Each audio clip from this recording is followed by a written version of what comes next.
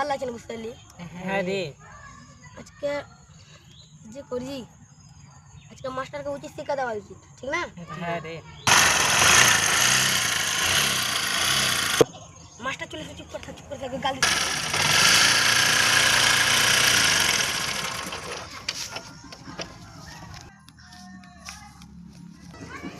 Master তোমরা ভালো আছো তো?